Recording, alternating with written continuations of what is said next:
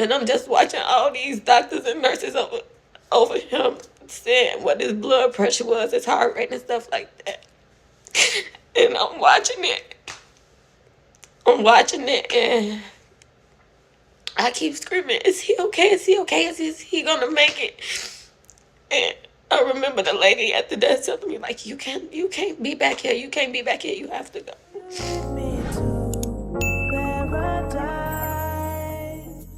It's the Will You edition. Now, here, I already recorded this, but I cannot stop bawling my ass out, y'all. And I'm trying to get through the story. So this time, I'm going to try to record it without crying. So this is about my baby daddy. And people that follow me that is actually my friends in real life who know me in real life know, like, we was so locked in. Like, that was my best friend. Like, I loved his whole life. So, June 9th, 2022, I got a phone call from my baby daddy. I was at work. It was around, like, it was like 10, like 10:10. I got off work at 11 o'clock. And he just called me, FaceTime me. He just smiling, telling me, like, about this day. And he was just like, what's wrong with you? I'm like, there's nothing wrong with me. I'm just ready to go. So you need to be on your way to come and get me. And I hang up the phone. And when I hang up the phone, like 20 minutes later, I get a phone call from my cousin. And he like, they shot him. It's not looking good for him. And just frantic. And I'm like, who they shoot? What is he talking about? And he's like, you know. And he was just so frantic that he couldn't get it out. And he hung up on me. So now I'm getting more and more calls. And they telling me, like, they shot your baby daddy. It's not looking good for him. You need to go to the hospital. So, man, y'all, this is not my first time being with him and he got shot. Or knowing that he's been shot. So this time just felt so different. And it felt so different. Maybe because I had passed away in my sleep like 2 weeks before that. So I don't even want to get into that. But I'll tell y'all at the end. So it just felt different. And I just had like, I still had like 15 minutes on the clock. And I just jumped up and I was screaming and crying and I was really frantic and panicking and stuff. So I had to book me an Uber. I booked me an Uber and I left. I left the site. And when I got to the hospital, they was taking him off the ambulance. And I'll never forget this. It was taking him off the ambulance and I was getting out the Uber and his mama and family members was at the ambulance crying and screaming and stuff, and they was trying to bring him through the doors.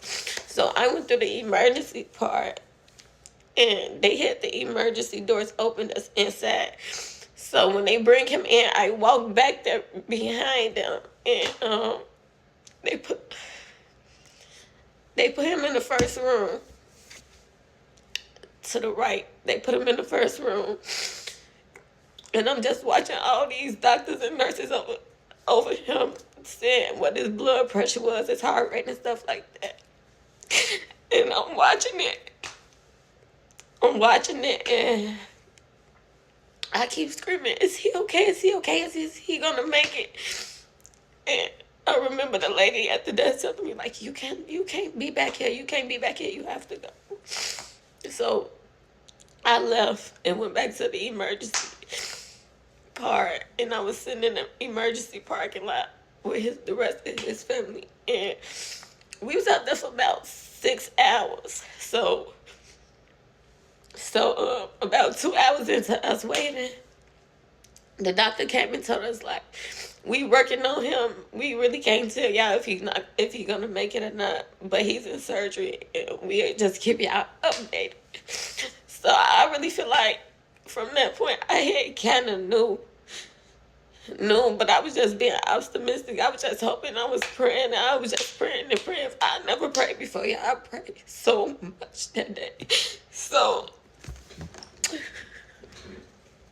let me get myself. I prayed so much that day,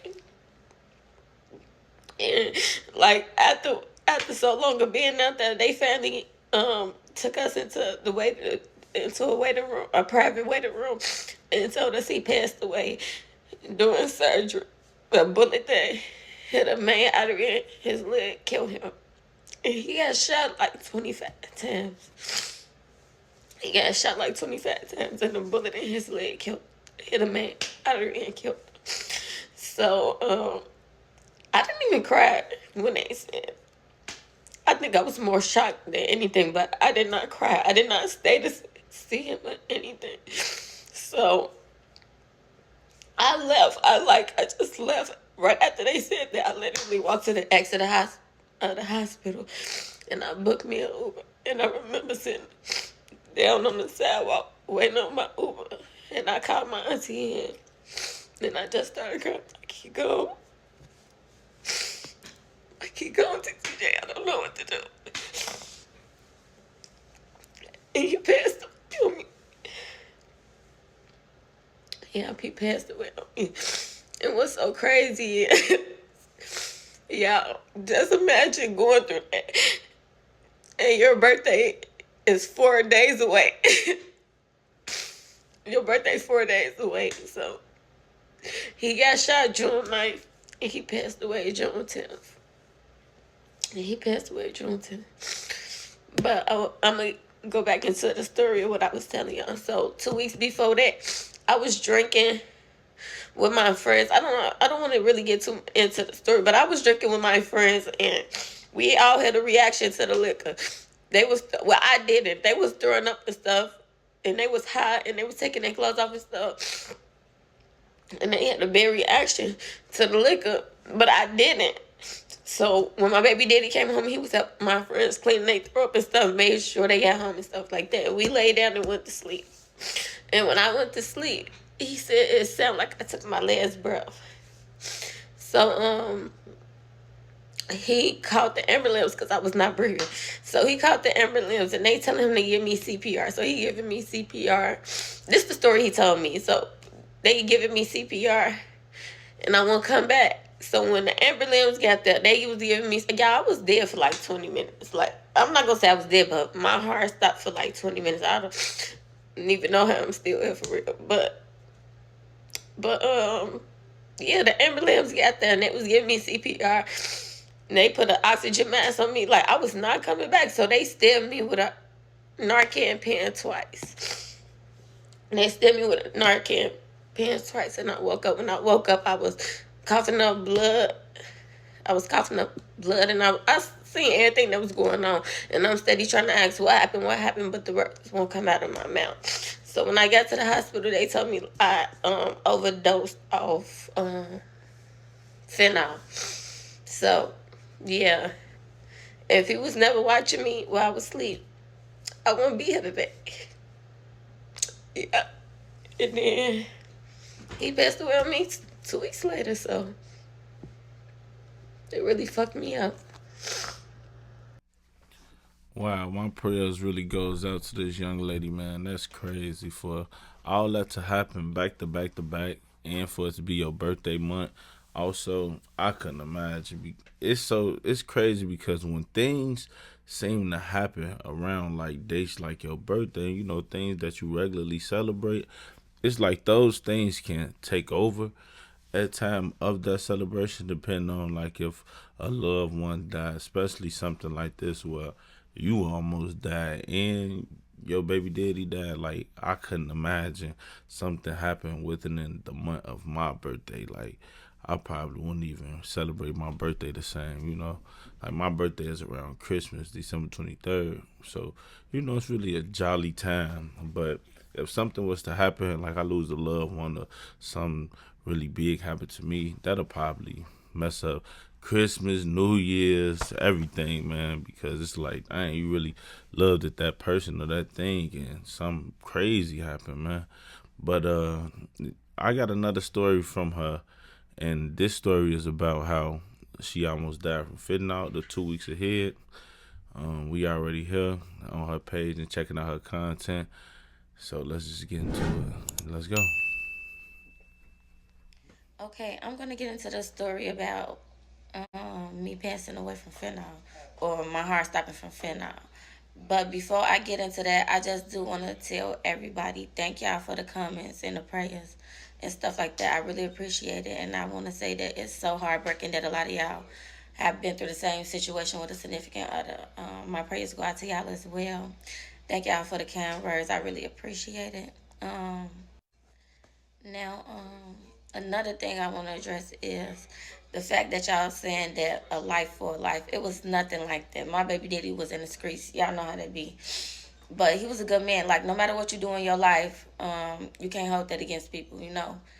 So, far as the situation with me and the situation with him is just two totally different things. We cannot blame a life for a life. That just don't make sense. And then another thing I want to address is y'all asking like, what was my experience when my heart stopped? Now, I didn't know my heart stopped. I didn't know I passed away or any of that. I just thought I was asleep. And when they did revive me, I just felt weak and faint and stuff like that, and sick, and I was coughing up blood and stuff, and I was just real out of it. But I could see everything that's going on around me, but I couldn't really talk or process it. If y'all get what I'm saying. So, I'm gonna get into the story, but I'm not gonna go too detailed into it because I don't want to really talk about my friends and nothing like that. That's their business too. You get what I'm saying? So, we was all at my house, and we had some Taylor Port and some Casamigo, and we was drinking, and this liquor that was already open. We was drinking the liquor. And my friend started feeling funny. Like, I had no reaction to the liquor at all. Like, the liquor didn't make me feel sick or nauseous or nothing. Okay, now sorry to interrupt the story, but the first mistake you made is drinking open liquor. Of course, we all heard that never drink open liquor, but it's crazy because you with the people that you trust and the people that you love, so you would think that you don't have to even worry about things like that, like open liquor and things of that sort, but I guess you still gotta be careful. Me personally, I usually have my own liquor, but I'm not gonna say like I don't never drink nobody's liquor, especially if it's open. I'm not really thinking like that. You with your people, you're not thinking that with a stranger, of course. But this crazy. But let's continue the story. But my other two friends, they was nauseous, they was sick, they was sweating, they was taking their clothes, they wigs and stuff off. They weren't like scripting, but like they little jackets and stuff off. And then they started throwing up. Now my other friend, she was okay after a little while. She left. But my other friend was still sick. And I had another friend that was there. She was pregnant. She did not drink at all. So my other friend was there for a little while longer because she was sick. My baby did end up coming in and helping her clean up her throat and stuff, make sure she was okay, and make sure she got home safe. After that, me and him laid down or whatever. We was talking and stuff, and I had went to sleep. And he said while I was sleeping, it sounded like I took a big gasp. And the big gasp sounded like I took my last breath. So now he's shaking me, trying to wake me up and stuff, but I wouldn't wake up. So now he getting scared. So he called my friend that was pregnant. And he called her and he was like, "What did y'all get her?" And she was like, "We didn't get her nothing. All of them was drinking. They was drinking the liquor that was there." So he hang up with her and he called the police. And the police just basically told him to give me CPR. And shit, I won't come back. So when the ambulance got there, they was giving me CPR. They was putting oxygen masks on me. I don't know what they was doing. I was out of it, but from his point of view, like they was giving me CPR and stuff, I won't come back. So they end up sending me with a Narcan pen. Now the first Narcan pen they stabbed me with did not bring me back. So they stabbed me twice. And I have pictures and stuff from that day. I got pictures of the Narcan pens. I got pictures of me being in the hospital and stuff. I'm gonna share that with y'all at the end of the video. So they stabbed me with a Narcan pen twice, and I finally woke up. And when I woke up, I just seen everybody around me, and I could hear everybody, and I could hear my baby daddy crying and stuff like that. Now I'm naked, so they wrapping me up in a sheet and they putting me on a stretcher. And I'm just steady saying like, "What happened? What happened? What happened?" But they cannot hear me. I'm really talking in my head, so I'm thinking I'm talking, but I'm not. So they put me on the stretcher and they take me to the hospital. And when they take me to the hospital, they put me on IV and stuff like that. and I probably took a nap or something. After that, the doctors came in and told me like I had overdosed off fentanyl, and they was trying to put me in rehab and stuff. And I'm here to tell y'all I do not do drugs. Okay, I never did fentanyl or anything like that besides the accident that had happened. I don't do drugs. I do not promote drugs, and I don't do them. So yeah, that was basically that. And what's crazy is when I woke up, he was like, my baby daddy was like, if you down me, I kill you. And that was that situation. But he was in the streets, and he fatally got shot. You know, things happen in his life. It's really sad, you know, but it's nothing I could do about it. It happened already. But I do want to thank y'all for y'all prayers and y'all kind words. I really appreciate it. And yes, I know y'all. I was crying, looking crazy as hell, but thank y'all.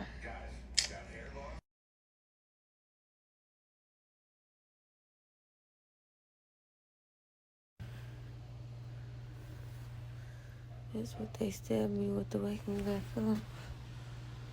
Yeah, man, it's a crazy video as well, man. I can't believe those two stories really happened to this young lady.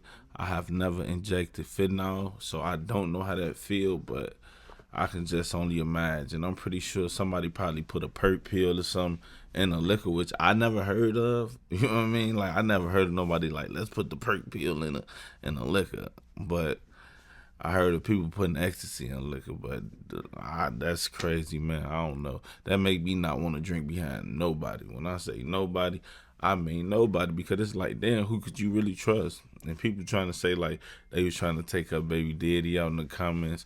I think that's straight foolishness. I don't think that was the case. I think maybe one of her friends had the bottle and I don't know. I don't know. I'm not a detective. I don't know, but if you made it to this part of the video, thank you. I hope you like my video, subscribe to my channel, and make sure if you get the chance, share it. I don't want to ask for too much, but it's your boy Schooly. It's just Schooly. Until we meet again, my friend, I'm going to see y'all at the next video. Go ahead and click on this right here. Let's go. All aboard! Natural born hustle.